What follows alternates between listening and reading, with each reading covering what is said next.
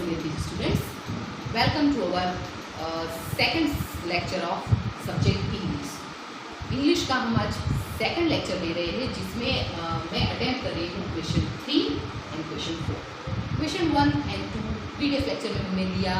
It was very simple. दोनों ही both were very simple. दोनों ही activity बहुत सिंपल है. क्वेश्चन 1 में आपको सिर्फ कर्सिव A to Z लिखने हैं, capital and small. And second question में आपको 4 लेटर वर्ड्स लिखने हैं. किस तरह से लिखने हैं, how to write, I explain very clearly. So I hope कि आपका माइंड इस चीज़ के लिए क्लियर होगा. आज हम देख रहे हैं क्वेश्चन 3. आपकी पेपर सेट के अंदर जो क्वेश्चन 3 दिया हुआ है उसमें वही इंस्ट्रक्शन है जो मैंने बोर्ड के ऊपर लिखी हुई है. So first we read it. Fill in the blanks with. किस चीज़ के हमें ब्लैंक्स को फिल करना है? This, that, this, those. Okay, concept हमने बहुत क्लियरली लर्न किया हुआ है. Still I will do that. मैं एक बार रिवाइज कर रही हूँ. कोई भी चीज़, कोई भी ऑब्जेक्ट ओनली वन है, सिंगल है, सिर्फ एक है और वो पास में है, नियर है, तब हम यूज करेंगे this. Single object, near. Okay, ये दो वर्ड में याद रखने हैं. That time we use this, THIS, this. कोई ऑब्जेक्ट वन है, सिंगल है, बट वो फार है, मीन्स दूर है, डिस्टेंस के ऊपर है, बट वो एक ही है. That time we use that. Okay, this के लिए वन ऑब्जेक्ट, दैट के लिए भी one object.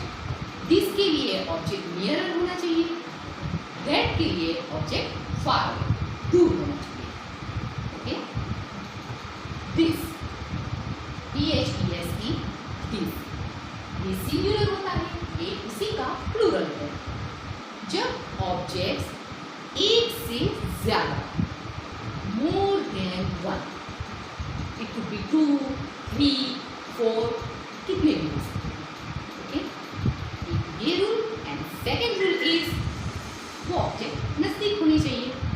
Okay, one rule दोनों में सेम रहेंगे. ऑब्जेक्ट्स नियर होने चाहिए. डिफरेंस कहाँ है? ये दिस के लिए वन ऑब्जेक्ट होता है, ये दिस के लिए मोर देन वन. ओके, ये दिस के लिए हम जब ऑब्जेक्ट ज़्यादा हो और वो पास हो तब हम ये दिस यूज करेंगे. साइमल्टेनियसली वही चीज़ दैट और दोस के लिए भी होगी. जब चीज़ ज़्यादा हो, मोर देन वन, और वो दूर हो, तब हम यूज करेंगे दोस. डिफरेंस क्या था? एक रूल दैट और दोस में भी सेम रहेगा कि ऑब्जेक्ट फार अवे, दूर होना चाहिए. डिफरेंस कहाँ है? यहाँ पे ऑब्जेक्ट वन होता है दैट के लिए, दोस के लिए मोर देन वन. ओके, इतना ही डिफरेंस है. अदरवाइज ये एक्टिविटी बहुत ज़्यादा इजी है. Without wasting time let's come to the point. यहाँ पे मैंने कुछ dash, sentence, picture, dash, sentence, arrow and picture, dash, sentence, picture, dash, sentence, arrow and pictures. इस तरह से मैंने किया हुआ है. एरो का मतलब क्या होता है? एरो मीन्स डिस्टेंस ये डिनोट कर रहा है. एरो क्या डिनोट कर रहा है? डिस्टेंस, मतलब कि चीज़ दूर है. Okay, so my first blank is dash is a tree. Dash is a tree. यह ट्री है. डिस्टेंस पे है? नहीं. ओके, वन है या वन से मतलब नजदीक है, नियर है. ओके, वन है या वन से ज़्यादा? Only one.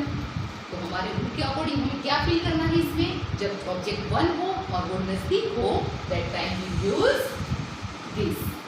So I will write this. Now the sentence is this is a tree.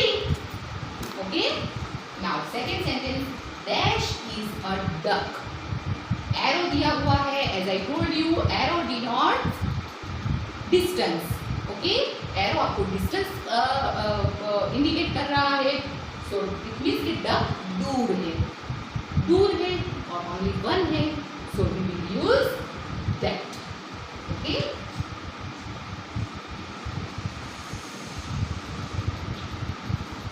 That is a duck. That is a duck. Okay. This that और those के लिए ये indication होता है. That is a duck. Dash are balls. Balls. More than one. यहाँ पे 4 balls हैं, एक से ज्यादा है और वो नियर है. ओके, डिस्टेंस पर नहीं है, वो नियर है. नियर है और मोर देन वन है, एक से ज्यादा है. So we use THESE this. Okay, तो मैं यहाँ पे लिखूंगी These are balls.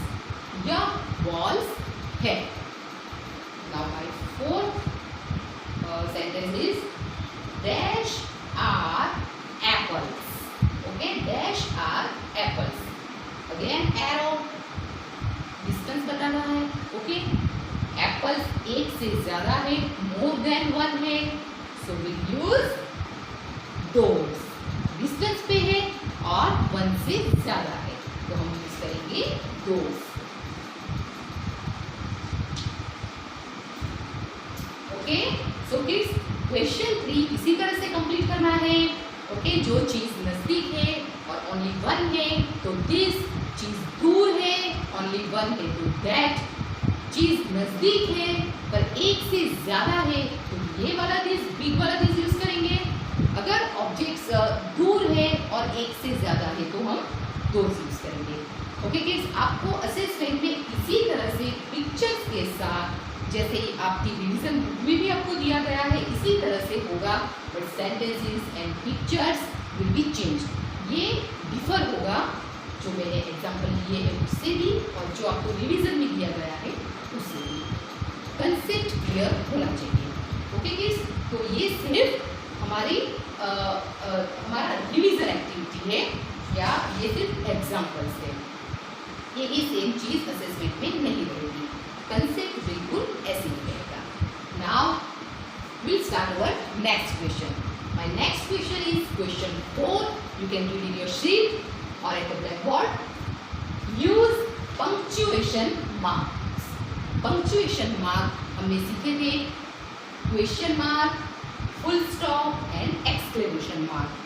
Okay, question mark, if you are asking something to anyone, अगर आप किसी को कुछ पूछ रहे हो, right, that time अगर sentence question sentence है, आप पूछ रहे हो किसी को कुछ, तो हम end में use करेंगे question mark. full stop होता है simple sentence के लिए. simple, ना किसी को कुछ पूछा जा रहा है, ना कोई इंस्ट्रक्शन दे रहे हैं, ना कोई सरप्राइज है, कुछ भी नहीं है. एक सिंपल सा, आप सिर्फ एक इंफॉर्मेशन शेयर कर रहे हो. Okay, in that case will use full stop at the end of the sentence and this is exclamation mark. Okay, जो एक्सक्लेमेशन होता है, okay, it presents your sentiments, your feelings. Okay, जैसे आप surprise हो, sad हो, ऐसे जो आपके फीलिंग्स को एक्सप्रेस करते हुए जो सेंटेंसेस होते हैं उनके एंड में will use exclamation mark. Okay kids, अभी हम सेंटेंस के थ्रू समझेंगे कि हम किस सेंटेंस में किस मार्क को यूज करेंगे. So my first sentence is, oh I am stuck. मैं तो अटक गई. ओह, ओह, कौन सा फीलिंग हुआ? सरप्राइज वाला या फिर एकदम से पैनिक होने वाला. ओह आई एम स्टक, मैं स्टक हो गई. तो ये आप फीलिंग्स एक्सप्रेस करते हो, राइट. ओह वर्ड से हमें पता चलता है. ओह आई एम स्टक, तो ये हमने फीलिंग्स एक्सप्रेस किए. तो फीलिंग एक्सप्रेशन वाले सेंटेंस में हम यूज करते हैं एक्सक्लेमेशन मार्क. मैं यहाँ पे एंड में यूज करूँगी exclamation mark. Okay, second sentence is, I have a white car. मेरे पास एक व्हाइट कार है. मैं किसी को सिर्फ ये इंफॉर्मेशन दे रही हूँ, ना किसी से कुछ पूछ रही हूँ, ना कोई फीलिंग्स एक्सप्रेस कर रही हूँ. सिंपली सिर्फ मैं बता रही हूँ that I have a white car, मेरे पास व्हाइट कार है। Simple sentence. और जब सेंटेंस सिंपल होता है तो we use full stop at the end of the sentence. तो यहाँ जहाँ पे कार का आर एंड होता है वहीं पे हम इस तरह से फुल स्टॉप करेंगे, एक सिंपल सा डॉट, उसे कहते हैं full stop. Third sentence is what is your name. What is your name, I am asking, मैं पूछ रही हूँ व्हाट इज योर नेम, आपका नाम क्या है। क्वेश्चन पूछा मैंने, क्वेश्चन, राइट। दूसरी एक पैटर्न है कि हमें कैसे पता चले। क्वेश्चन सेंटेंसेस जो होते हैं ना, मोस्टली WH वर्ड से स्टार्ट होते हैं, यू नो WH। तो जहाँ पे भी आपको मोस्टली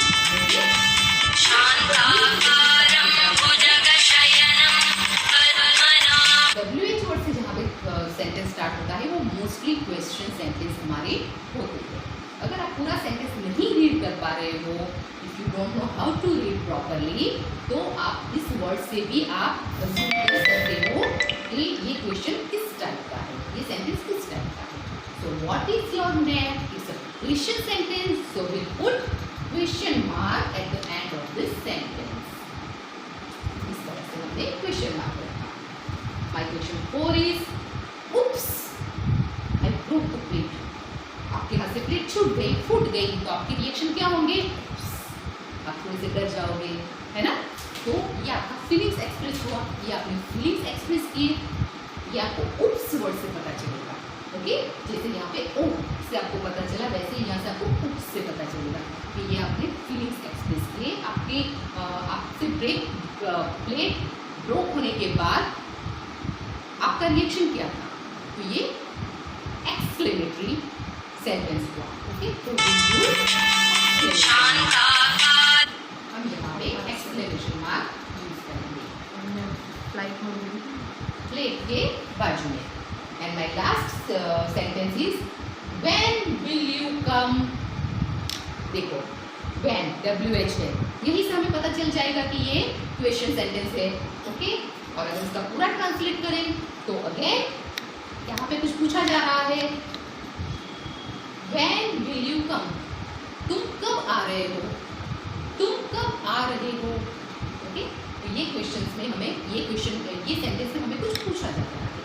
इस तरह से भी आप उस चीज़ को कंफर्म कर सकते हो कि ये किस टाइप का सेंटेंस है, या फिर WH वर्ड से भी आपको पता चल सकता है। So we put question mark at the end. Okay kids, तो इस तरह से हमने क्वेश्चन 3 और क्वेश्चन 4 दोनों को अटेम्प्ट किया।